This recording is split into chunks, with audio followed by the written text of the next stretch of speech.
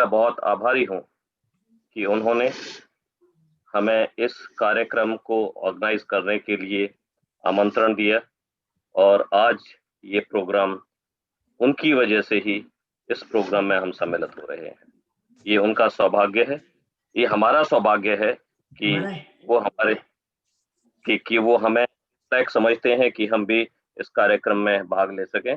इसमें काउंसुलेट का ये मैं बता कोई भी कंट्रीब्यूशन नहीं है, ये सारा का सारा ऑर्गेनाइजेशन जो है वो प्रेम जी ने किया है, इनकी सेवा इंटरनेशनल विक्टोरिया ने किया है।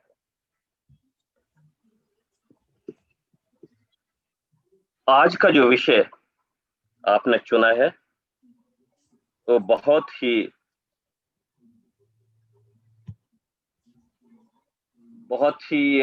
क्या बोलते हैं, सही विषय है, बहुत ही संगत विषय है।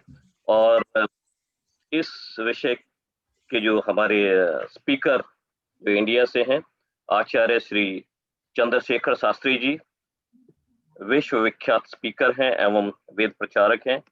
डॉक्टर सुषमा आर्य जी आयुर्वेद स्पेशलिस्ट हैं। विजय भूषण जी एवं कविता आर्य जी तथा हिंदुस्तान एवं ऑस्ट्रेलिया से उपस्थित सभी महानुभाव जो इस वेबिनार में उपस्थित हैं, मैं आप सबका हृदय से स्वागत करता हूं, आप सबका वेलकम करता हूं। मैं आप सबका आभारी हूं कि आप सबने अपना कीमती समय दिया और हमारे साथ आप यहाँ पे उपस्थित हैं, उसके लिए मैं आपका बहुत बहुत आभारी हूं।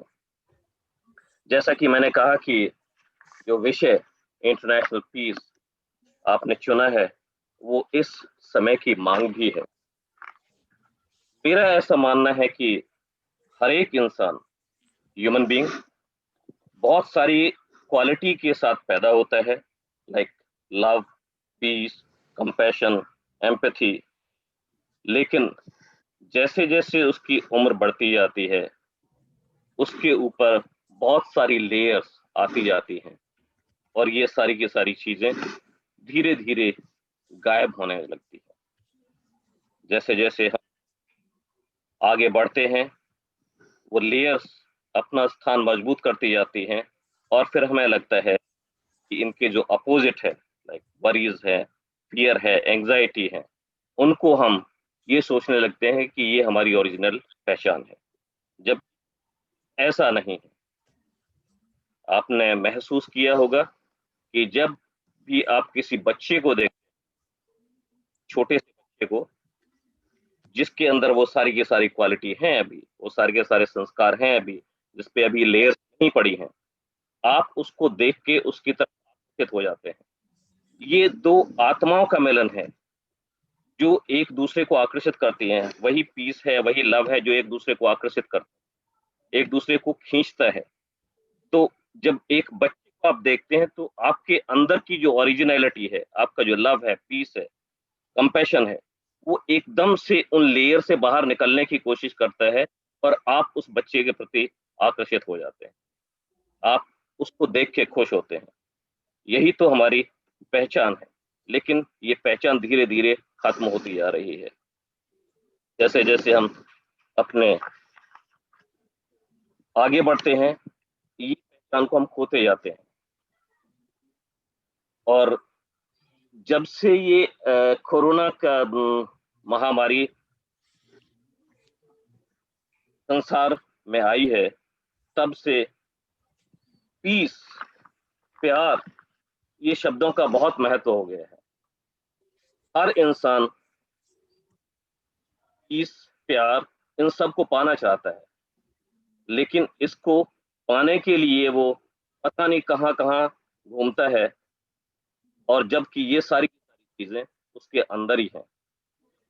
एक बार इंसान अपने अंदर झांक के देखे और वहां से सारी चीजों को निकालने की कोशिश करे तो उसको दिखाई देगा कि ये सारी की सारी चीजें कहीं बाहर नहीं है, ये सारी की सारी चीजें अंदर ही है।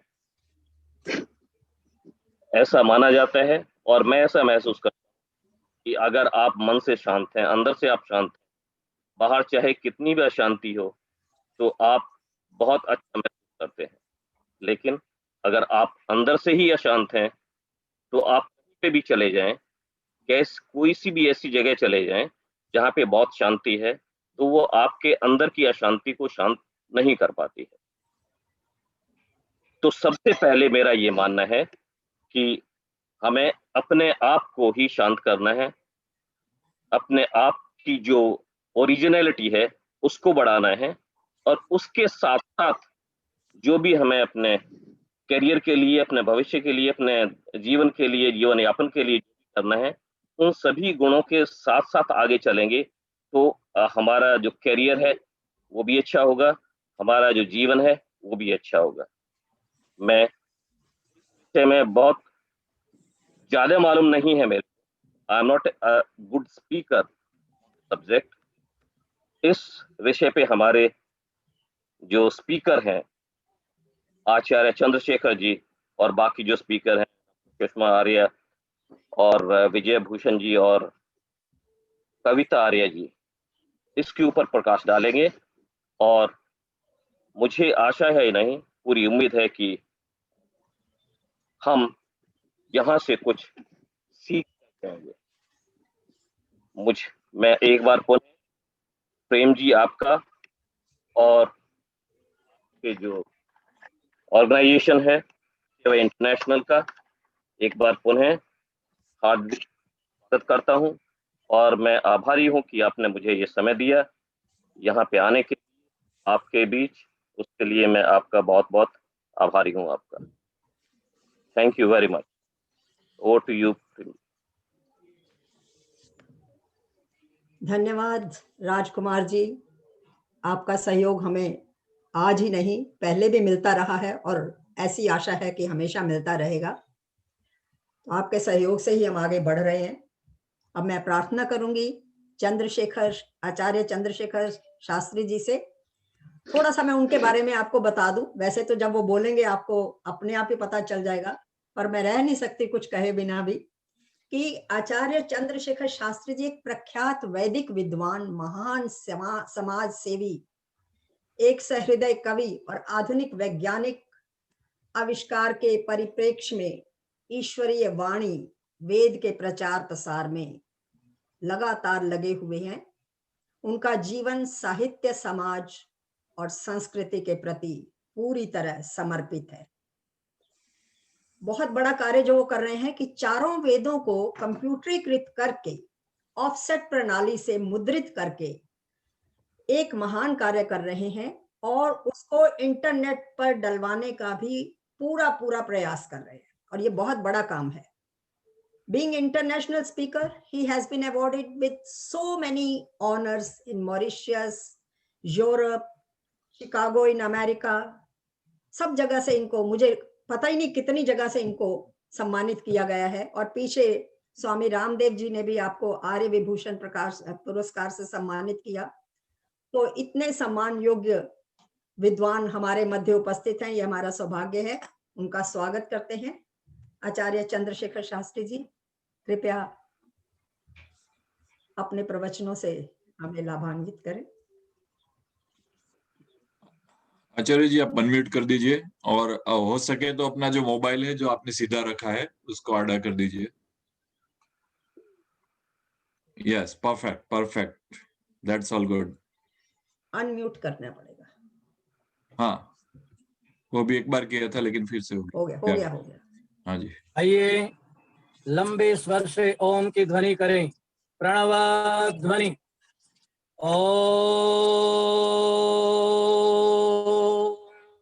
उपत्वाग्ने दिवे दिवे दोषावस्तर्धिया वयम नमो भरंत एमसी। मैं सब कुछ खो के देख लिया, एक आपा खोना बाकी है। मैं सबका हो के देख लिया, अब तेरा होना बाकी है। मैं देख रहा हूँ देश विदेश से जितने जुड़े हुए हैं श्रोतागण, सबको बहुत शुभकामना। Consulate general of India Shri Rajkumar ji ने बहुत सुंदर बात कही। मेरे प्रवचन की थीम उसी के उनके वक्तव्य से शुरू हो जाएंगे। सेवा इंटरनेशनल ऑस्ट्रेलिया हिंदू स्वयं संघ और भारत से जुड़ रहे हैं हमारे संगीताचार्य विजय भूषण जी, डॉक्टर सुषमा जी, कविता जी, संगीता जी, देश के जितने भी मूर्धन्य विद्वान विदुषी हैं, सबको मैं नमन करता हूं। साथ ही साथ पूरे कार्यक्रम के सूत्रधार प्रेम हंस जी, जो बहुत ही लगन और निष्ठा के साथ कार्य को आगे बढ़ा रही हैं, हमारे ऑनलाइन कार्यक्रम में सदा वो जुड़ती रहती हैं। तो आइए 4 पंक्ति के साथ मैं बात को शुरू कर रहा हूं, और वो पंक्ति है, राम दवा है रोग नहीं सुन लेना, राम त्याग है भोग नहीं सुन लेना, राम नहीं मिलते मंदिरों के फेरों से, राम मिलते हैं सबरी के मीठे बेरों से। जहां प्रेम होगा वहां सुख हो जाता है। तो आइए हमारे राजकुमार जी ने एक बात कही, मैं प्रवचन वहीं से शुरू करता हूं। उन्होंने एक बात कही कि हमारा जीवन सहज होना चाहिए, सरल होना चाहिए, और वेद में मंत्र आता है कि भगवान को पाना है तो बच्चे बन जाओ। प्रवचन यहीं से शुरू होता है। आप बच्चे से देखिए, चाहे वो अंग्रेज का बच्चा हो, चाहे भारत का बच्चा हो, बच्चे को सब प्यार क्यों करते हैं? बच्चे में इनोसेंस है, मासूमियत है, छल कपट नहीं है, इसके जीवन में सहजता है बच्चों के साथ। तो पहला गुण ये है कि बच्चे की तरह निर्मल रहें। दूसरी बात है मित्रों, बच्चे में एक खास बात होती है, वो क्या है? मेरा निवेदन है, जनवरी आपका नया वर्ष आने वाला है, तो आप इसको संकल्प लीजिए, बच्चों से दूसरी चीज सीखिए। बोलो क्या चीज है, जानते हो? और वो ये है कि बच्चा यदि शरारत कर रहा हो, माँ चाटा मारती है, 1 घंटे के बाद में गोद में बैठाती, तो कोई बच्चा नहीं कहता माँ तूने चाटा क्यों मारा। मेरा निवेदन है, भूलने की आदत बनाओ। हम बहुत सारी पुरानी बातों को याद करके दुखी रहते हैं। बच्चों से दूसरी चीज शिक्षा लीजिए, भूलने की आदत बनाए। हम दुखी क्यों हैं, अशांत क्यों हैं, परेशानी क्यों है? उसका कारण बहुत सारी बातों को हम लोग याद रखे रहते हैं। जो बीत गई सो बीत गई, बीत का सिकवा कौन करे, और जब तीर कमा से निकल गई फिर तीर का पीछा कौन करे, यद गतम तद गतम। तीसरे चीज, बच्चे ज्ञानी भी बहुत होते हैं, इसीलिए ध्यान दीजिए, जीवन में बच्चों से भी कुछ सीखे। मास्टर ने बच्चों से पूछा, बोलो बच्चों, भगवान तुम्हें आशीर्वाद दे तो तुम्हें क्या चाहिए? सारे बच्चे हाथ खड़े करके कहने लगे, सर आप बताइए आप क्या चाहते हैं? कहा तुम बताओ भगवान, कहें तुम्हें भैंस चाहिए या बुद्धि चाहिए? सारे बच्चे हाथ खड़ा कर दिए, कहने लगे कि सर हमें तो बुद्धि चाहिए। उसमें एक बच्चा ऐसा था जिसको मास्टर मूर्ख समझता था। उसने कहा, नो सर मुझे बुद्धि नहीं चाहिए, भैंस चाहिए। मास्टर को बड़ा गुस्सा आया। उसने कहा, तुम वाकई में मूर्ख हो, इसलिए तुम पीछे बैठते हो। भगवान खुश होकर आशीर्वाद दे, तुम्हें क्या चाहिए? तो मैं तो कहूंगा, हे भगवान देना हो तो मुझे बुद्धि देना। ध्यान दीजिए, उस बच्चे ने जो बात कही, मास्टर के पास कोई जवाब नहीं। उसने कहा, सर जिसके पास जो चीज नहीं होती वो चीज मांगता है, आपके पास बुद्धि नहीं इसलिए बुद्धि मांग रहे हो, मेरे पास भैंस नहीं इसलिए मैं भैंस मांग रहा हूँ। शिशुम नाम अघो नाम आदित्य, कि हे संसार के लोगों तुम शिशु बनो, और जब शिशु बन जाओगे तो जीवन अशांति नहीं। इसलिए याद रखिए, यूनेस्को एक संस्था है, उसकी एक मीटिंग हुई थी। उन्होंने एक मूल को पकड़ा, अशांति का कारण क्या है? तो उन्होंने कहा, ये लोगों के जो मन हैं, ये मन ही अशांति का कारण है। ये युद्ध जितने होते हैं, क्राइम जितने होते हैं, वो बंदूक से नहीं होते, तोप से नहीं होते, गोले से नहीं होते, किससे होते हैं? ये मनुष्य के मस्तिष्क से। तो दुनिया में यदि शांति पाना चाहते हैं तो mind pure and life pure. मस्तिष्क ठीक है तो सब कुछ ठीक है। तो युद्ध का, यूनेस्को का ये कथन है कि ये मनुष्य के अंदर जो युद्ध चलता है वो मन के द्वारा होता है। और बड़े मजे की बात है, जितने भी मीटिंग में बैठे हुए हैं, सब बैठे तो हुए हैं, एक साथ बैठे हैं, परंतु ध्यान दीजिए सबके विचार अलग अलग हो रहे हैं। और विचार ठीक हो तो जीवन ठीक हो, तो शांति हो सकती है। सब्जी में नमक ना हो, सब्जी बेकार है। हॉस्पिटल में डॉक्टर ना हो, हॉस्पिटल बेकार है। मंदिर में ज्ञानी पुरुष ना हो, मंदिर बेकार है। कार में ब्रेक ना हो, कार बेकार है। और मनुष्य के मन में यदि शांति ना हो तो पूरी जिंदगी बेकार। तो भगवान कृष्ण गीता में कहते हैं, अशांतस्य कुतः सुखम। मन यदि अशांत है तो सुख की प्राप्ति कभी नहीं होती। इसलिए मेरा निवेदन है, 3-4 बातों पर ध्यान रखें। क्योंकि आप एक ऐसी अपनी एक रेखा खींचिए, आ बनाइए, उसके बाद शांति, अशांति लिखिए। और जैसे अशांति लिखो आ को काट दीजिए, तो आपके जीवन में शांति प्राप्त हो जाएगी, और शांति मिलती है मन की प्रसन्नता से। तो 2-4 बातों को हम जीवन में याद रखें, और वो है सुख शांति पाने का उपाय है। पहला सूत्र है, मैं सरल सीधी बात आपसे कह रहा हूं, कभी मत सोचो कि ज्यादा पैसा होने से हमें सुख शांति मिलेगी, ऐसा कुछ नहीं। प्रभु की कृपा से मैं कनाडा गया, मार्खम में 108 कुंभ के यज्ञ हो गए, 2 बार मैं जा चुका। अकेले टोरंटो के अंदर में सैकड़ों योगा सेंटर चल रहे हैं। ध्यान दीजिए, अशांति का मूल कारण क्या है? मन है। तो कभी मत सोचो कि ज्यादा पैसा होने से हम सुखी रहेंगे। पैसे से आराम मिल सकता है, सुख नहीं मिल सकता। अब 4 बातों पर चिंतन कीजिए, बड़ी गहरी बात है। आज से 50 साल पहले मकान बड़े थे, आज बड़े हैं। आज से 50 साल बच्चे ज्यादा थे, आज ज्यादा हैं। आज से 50 साल पहले पैसा ज्यादा थे या आज ज्यादा है? प्रश्न पैदा होगा, 50 साल पहले मकान छोटे थे, आज मकान बड़े हैं। 50 साल पहले बच्चे ज्यादा थे, ध्यान दीजिए, आज बच्चे कम हैं। और 50 साल पहले नोट कम थे, आज नोट ज्यादा। पता क्या चला? पहले मकान छोटे थे तो भी लोग सुखी थे, बच्चे ज्यादा थे, पैसा कम था, तब भी लोग सुखी थे। और आज क्या है? बच्चे कम हैं, मकान बड़े हैं, पैसा बहुत ज्यादा है, तो भी लोग दुखी ज्यादा है। कारण क्या है? वहां में कारण को ढूंढना है, और वो कारण ये है कि मनुष्य संसार में कभी भी धन से तृप्ति को प्राप्त नहीं कर सकता। न वित्तेन तर्पणयो मनुष्य, कभी भी धन से उसको शांति नहीं मिल सकती, सुविधा मिल सकती है, सुकून नहीं मिल सकती। अब समस्या क्या है? गरीब की भी समस्या और अमीर की समस्या। गरीब की समस्या मैं क्या खाऊं, उसके पास रोटी नहीं है।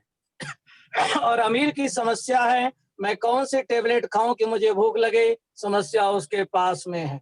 मीठी चाय नहीं पी सकते, डायबिटीज हो गई, क्या करोगे इस धन को? जवानों की भी समस्या और बुजुर्गों की समस्या है। जवानों की समस्या मेरे पास टाइम नहीं है, और बुजुर्गों की समस्या मेरा टाइम पास ही नहीं होता है। अमीर की समस्या है कि मैं क्या क्या पहनूं, और गरीब की समस्या है किसको पहनूं। इसलिए समस्या का समाधान क्या है? मिलता है सच्चा सुख केवल भगवान तुम्हारे चरणों में। ये विनती है पल पल छिन छिन रहे ध्यान तुम्हारे चरणों में। ईश्वर का ध्यान करना, सत्कर्म करना, सेवा करना, इससे सुख समृद्धि की प्राप्ति होती है। आइए सरल सीधी बात कहते हुए बात को मैं आगे बढ़ा रहा हूं। पहला सूत्र है, वस्तु का आग्रह मत करो, जो मिले उसे प्रसाद समझ के स्वीकार करो। आपके जीवन में शरीर का सुख होगा, मन की शांति होगी। ये जीवन का बहुत बड़ा स्वर्णिम सूत्र है। आगे चलो, दूसरा है, जुबान से विग्रह मत करो। पहला सूत्र मैंने दिया, आग्रह मत करो। दूसरा, जुबान से विग्रह मत करो, क्योंकि जुबान पे लगी चोट ठीक हो सकती है, परंतु जुबान से लगी चोट कभी ठीक नहीं हो सकती। इसलिए जब आप मंत्र बोलते हैं, वांगमास्यस्तु, प्रभु मेरी वाणी प्रतिष्ठा युक्त हो, वाणी में मिठास हो, क्योंकि गोली का घाव भर सकता है परंतु बोली का घाव कभी नहीं भरता। तीसरी बात है, संपत्ति के लिए परिग्रह मत करो। बड़ा स्वर्णिम सूत्र है आपके लिए।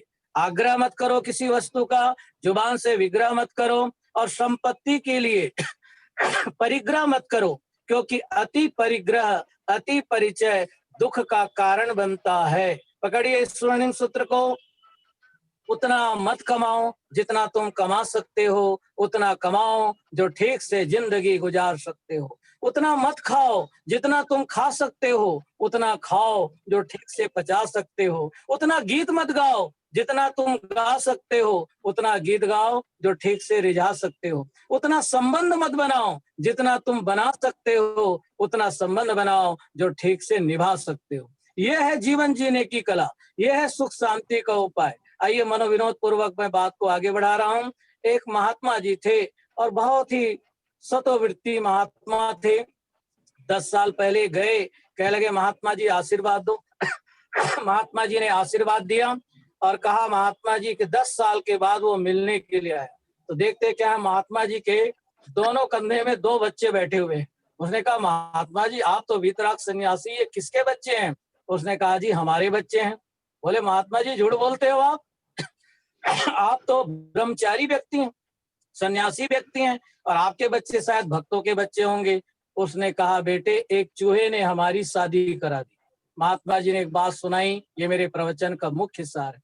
कहने लगे, बेटा मैं झोपड़ी में रहता हूँ और 2 कपड़े ही मेरे पास हैं। चूहा आया और काटने लगा, बड़ी दिक्कत हो गई। एक भक्त आके कहने लगा, महात्मा जी आप क्यों दुखी हो?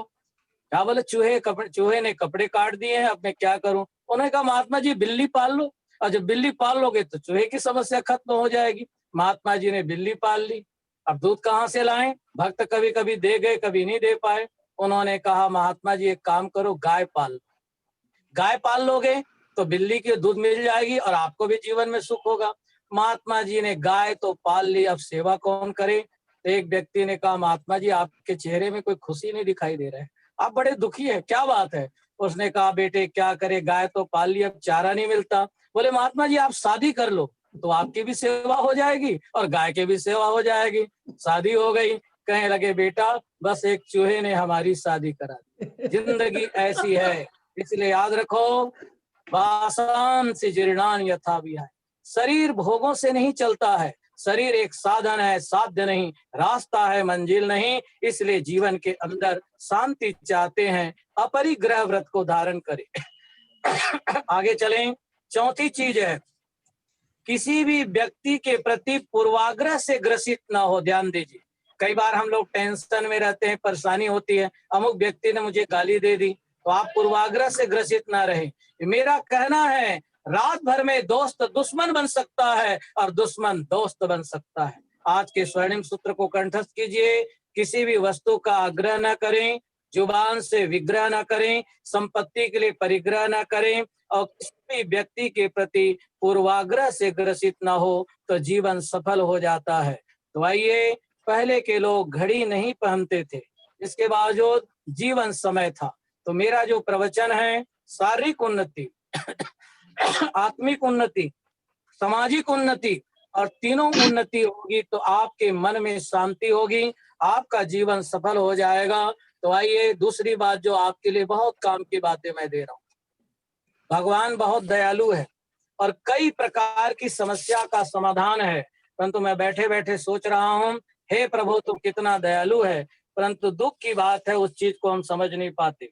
ऑस्ट्रेलिया के जो मुख्य राज्य हैं, कई हमारे प्रेमी वहां हैं, Sydney, Melbourne, Brisbane, Perth, Adelaide. और मैंने अनुभव किया है, शायद जो ऑस्ट्रेलिया में रह रहे हैं, आपके यहाँ सबसे बड़ा फेस्टिवल है मुंबा है। मुंबा नाम का एक फेस्टिवल है जो वहां के लोग मनाते हैं। मेरा आपसे एक ही निवेदन है कि परमात्मा ने ये शरीर दिया है और इस शरीर को सत्कर्म में लगाइए और भगवान जो भी आपको बीमारी है, दुख है, परेशानी है, उसका समाधान केवल आपको मिल सकता है। भगवान ने जो ये फल बनाए हुए हैं, आप सोचेंगे फल फ्रूट से कोई इलाज हो सकता है? आइए अपने सिर को देखिए प्रेम जी, इस सिर में बाल हैं, सिर के जितने भी बीमारियां उसको दूर करना है तो उसके लिए नारियल का फल है, नारियल। और आप देखो, बड़ी वजह की बात है, नारियल में भी जटा है और नारियल को जब छीलोगे, जटा निकालोगे, 3 नेत्र हैं। नारियल का सेवन कीजिए, 2 आंख वाले व्यक्ति, 3 नेत्र, बुद्धि आपको बढ़ेगी। और मैं देख रहा हूं, जब मैं वहां फ्रांस में था, मेरा प्रवचन हुआ, वहां के चैनल के अंदर, हॉलैंड के अंदर डायबिटीज के बहुत रोग हैं। ध्यान दीजिए, डायबिटीज के रोग, क्योंकि रोग है तो मन की शांति कहाँ होगी, शरीर में ही लगा रहेगा। डायबिटीज जिनको है, मेरा निवेदन है, चावल जब खाएं तो आप तेज पत्र डालें, तेज पात डालें, नहीं तो नारियल की गरी जरूर डालिए, आपको डायबिटीज कभी नहीं होगी। ये विद्या पुराने लोगों को याद थी। जब माताएं बनाती थी खीर तो क्या करती थी, चावल के साथ, दूध के साथ जब वो खीर बनाती थी तो नारियल की गरी जरूर डालती थी। और इसको, विद्या को मद्रासी लोग मानते हैं। इडली डोसा यदि खिलाएं तो नारियल की चटनी आपको जरूर देंगे। आइए, बहुत सरल सीधी बात, आगे बढ़ते हैं। मस्तिष्क, या आप अपने देखिए मंत्र बोलते हो, भूपनाथ शीर्षि। अब इस मस्तिष्क के अंदर एक है खोपड़ी। अब इस शरीर में आवाज नहीं आ रही। शास्त्री जी, आपकी आवाज नहीं आ रही। रोड को तोड़कर वो बिल्कुल ब्रेन की हम शकल है और ब्रेन की सारी बीमारियों को दूर करने की शक्ति प्रेम जी केवल अखरोट के अंदर में है। मैं चाहता हूं मेरे श्रोता शारीरिक उन्नति प्राप्त करे, मानसिक उन्नति प्राप्त करे, आत्मिक उन्नति प्राप्त। ये नेत्र है, कितनी बड़ी बात है। आंख की ज्योति कितनी बड़ी प्यारी चीज है, परंतु आंख की बीमारियां यदि दूर हो गई हो, दूर करना हो, उसके लिए ब्रह्मांड में दो ही फल है, एक बादाम और एक लीची। इनके आकार प्रकार को देखिए, बादाम और लीची दोनों आंख की बीमारियों के लिए अद्भुत है। तब तो कहते हैं प्रभु से, भूयिष्ठान्ते नम उक्तिम विदेव, प्रभु हम आपको बार बार नमन करते हैं। दुख की बात है, हम इस चीज को समझ नहीं पाए। आगे चलिए, नाक है, नाक की जितनी बीमारियां हैं, इसके लिए ब्रह्मांड में केवल एक ही फल है, वो है काजू। काजू, जब मैं गोवा गया, काजू के फल को देखिए, बिल्कुल नासिका के आकार प्रकार, सारी नाक की बीमारियां काजू के फल से दूर होगी। आगे चलिए, सारी बीमारियों का कारण क्या है? पेट। ये मैंने पुस्तक लिखी भजनांजलि, उसमें लिखी है सारी बीमारियों की जड़ कब्जी है। उसा पानी पी, खाने को सब्जी है। यदि 100 साल की चाहते हो दौड़, तो हर और हरी को बिल्कुल न छोड़। तो पेट के आकार का फल बहन जी कौन सा है? पपीता है। इस पपीते का सेवन आप करेंगे तो पेट की बीमारियां कभी नहीं होगी। और अस्थि और पंजर, आपके अंदर ये हड्डियां हैं, देखिए अस्थि है, हड्डियां हैं। इन हड्डियों की बीमारी को दूर करने के लिए गांठ वाली चीज है, बोलो कौन सा है? गन्ने। गन्ने के रस से जो गुड़ बनता है उसका सेवन कीजिए। और चौथी चीज, नस नाड़ियों की बीमारियां हो जाती है, इसके लिए सब्जी कौन सी है? कटहल। कटहल को आप काटेंगे तो देखो रेशा निकलता है, नस नाड़ियों को ठीक करने के लिए। और हाथों में दर्द हो गया, ये सब चीजें, इसके लिए ब्रह्मांड में केवल एक फल है, बोलो उसका नाम क्या है? मूंगफली। मूंगफली का आकार प्रकार आप देखते हैं तो वो केवल मात्र आपको मूंगफली की तरह है।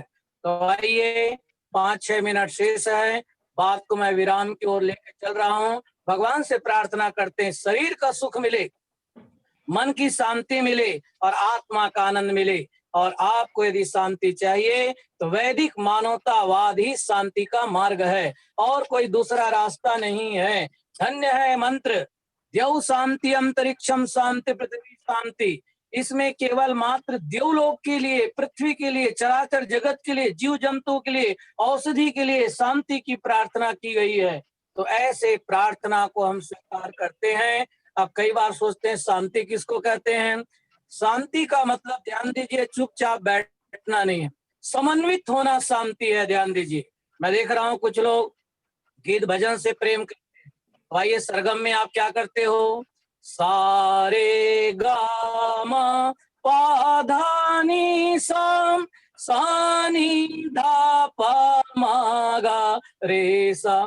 स्वर है तो सा ऊपर उठ रहा है, रे उतार चढ़ाव ईश्वर में है, परंतु जब मिल करके बजते हैं संगीत पैदा होता है, मिल करके बजते हैं राग रागिनियां पैदा होती है। ऐसे समन्वित होना ही वास्तविक शांति है। इसलिए स्वर कभी मध्यम है, कोई नीचे है। इसलिए आओ परम पिता परमात्मा वेद में कहते हैं, वैदिक संस्कृति में कहा गया है, वास्तविक शांति के लिए एक ही शब्द है, श्रृण्वन्तु सर्वे अमृतस्य पुत्रा।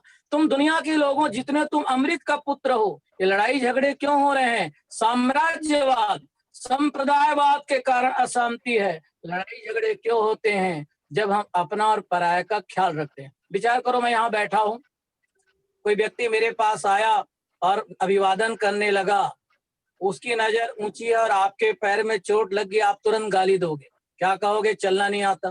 परंतु जिंदगी में अनुभव करो, भोजन करते समय अपने दांत से जीभ कट जाती है तो आप गाली क्यों नहीं देते? क्योंकि जीभ भी अपनी है और दांत भी अपने हैं। यस्तु सर्वाणि भूतान्यात्मन निवसति तत्र का मोह का शोका एकत्वम अनुपस्थिति। सब प्राणी मात्र के प्रति जो करुणा दया की भावना रखता है और दुनिया में शांति का संदेश पहुंचा सकता है। इन्हीं शुभकामनाओं के साथ आप सबको बहुत शुभकामना देता हूं। 2-3 मिनट और शेष हैं, वाणी को हम विराम दे देते हैं। सबसे पहले जो हमारे श्रोता हैं, मैं देख रहा था कार्यक्रम के प्रति इतनी रुचि बनी कि आपने कार्यक्रम शुरू किया, 166 लोग जुड़ चुके थे। ये आपकी श्रद्धा को हम प्रणाम करते हैं। और इस पंक्ति को पकड़िए, जो व्यक्ति द्वेषपूर्ण विचारों से मुक्त रहता है वो निश्चित रूप से शांति को प्राप्त कर सकता है और कोई दूसरा रास्ता नहीं है। इसीलिए आइए परमपिता परमात्मा आपके शरीर को स्वस्थ रखे, मन को शांत रखे और आत्मा का आनंद की प्राप्ति हो जाए तो जीवन सफल होता है। दोनों हाथ जोड़िए, समय की सीमा होती है। बहुत सुंदर बात करके वाणी को हम विराम दे देते हैं। पकड़िए पंक्ति को, ये दार्शनिक पंक्ति है। प्रेम जी, हम तारीफ आपकी नहीं कर रहे, आप बड़े स्वाध्यायशील हो, तो आप कई बार हमारे कार्यक्रम में जुड़ती हैं। स्वाध्याय प्रवचनाभ्यम न प्रमदितव्यम, सब में प्रमाद कर लेना, स्वाध्याय में और प्रवचन में कभी प्रमाद नहीं करना। आइए पकड़िए, बहुत प्यारी पंक्ति है, पूरी विश्व शांति की कामना है। पकड़िए, सुंदर पंक्ति है। बाद में पता चला ऑस्ट्रेलिया के जो लोग हैं वे भी अपने किस्से सुनाएंगे। मेरे भी कुछ परिवार है वहाँ ऑस्ट्रेलिया में, वे भी जुड़े हुए हैं, उन सबको शुभकामना देता हूँ। आइए, हम देवता न बने कोई गम नहीं, हम दानव न बने ये भी कोई कम नहीं। पकड़िए बात को, हम देवता न बने कोई गम नहीं, हम दानव न बने ये भी कोई कम नहीं। आगे चलिए, ना जिए दूसरों के लिए कोई गम नहीं, ना जिए दूसरों के लिए कोई गम नहीं, जीने दो दूसरों को ये भी कोई कम नहीं। बस इतना भी कर लिए तो जीवन सफल है। आगे चलिए, गिरे हुए को ना उठाएं तो कोई गम नहीं। प्रेम जी, कोई व्यक्ति गिर गया हो, गिरे हुए को ना उठाए कोई गम नहीं, उठते हुए को ना गिराएं ये भी कोई कम नहीं। कोई उन्नति कर रहा है, ईर्ष्या न रखें। और ये विश्व शांति का स्लोगन मैंने दिया, जो व्यक्ति द्वेषपूर्ण विचारों से मुक्त रहता है वो निश्चित रूप से दुनिया में शांति को प्राप्त कर सकता है। और आगे चले, जिसके लिए हम आनंद की ओर चलेंगे, सुख शांति और आनंद। गिरे हुए को ना उठाए कोई गम नहीं, उठते हुए को ना गिरा ये भी कोई कम नहीं, दूसरे को जाने ना जाने कोई गम नहीं। पकड़िए बात को, दूसरे को जाने ना जाने कोई गम नहीं, अपने को जान जाए ये भी कोई कम नहीं। आत्मज्ञान हो जाए तो आप जीवन में जान जाएंगे कि आपके साथ जाने वाली दौलत कौन है। मैं आपसे एक प्रश्न करता हूं, भारत ऑस्ट्रेलिया के हमारे लोग जुड़े हुए हैं, दुनिया पूछती है तुम्हारे पास क्या है, लेकिन एक प्रवक्ता होने के नाते आज ऑस्ट्रेलिया वालों से, भारत वालों से पूछता हूं तुम्हारे साथ क्या है।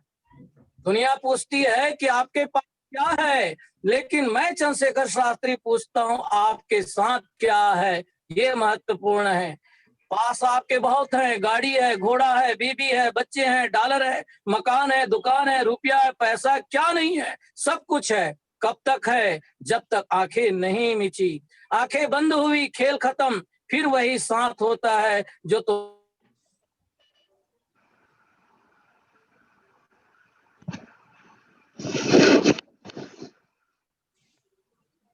आवाज नहीं आ रही। हाँ, उनके यहाँ नेट का प्रॉब्लम होगा तो थोड़ा हाँ, अभी आ नेट जाएगी, का अभी प्रॉब्लम। आ जाएगी।